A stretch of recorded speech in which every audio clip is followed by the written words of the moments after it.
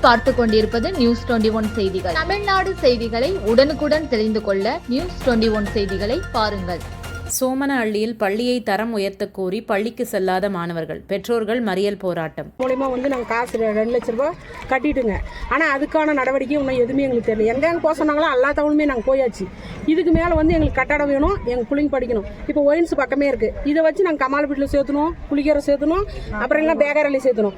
இங்கேருந்து பிள்ளைங்க எல்லாருமே பஸ்ஸு தான் ட்ராவல் பண்ணணும். அது எங்களுக்கு இஷ்டம் கிடையாது. இங்கே பக்கமே இருக்கிறதுனால இங்கேயே படிக்கணும் எங்கள் பிள்ளைங்க. அதுக்காக தான் எங்களுக்கு 11வது 12வது வேணும்.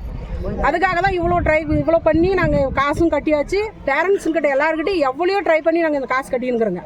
ஒருத்தர்கிட்ட இருக்கும் இல்லாத இருக்கும். ஆனால் அனைத்து பேர்கிட்டையுமே நாங்கள் காசு வசூல் பண்ணோங்க. கொடுத்து கட்டிட்டோம்ல. இதுக்கான நடவடிக்கை யாருமே எதுவுமே எடுக்கல. எங்களுக்கு தேவை 11வது 12வது.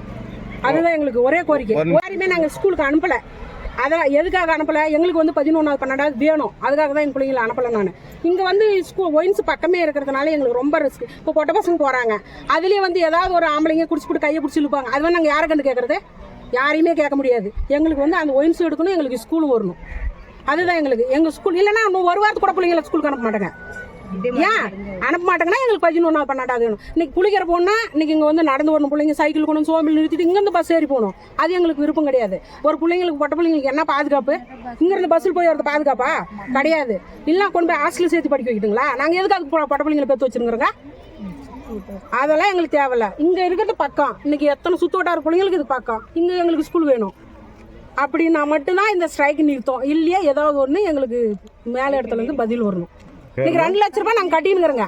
கட்டணுங்க. எங்கள் பேர் ஆதிலட்சுமி.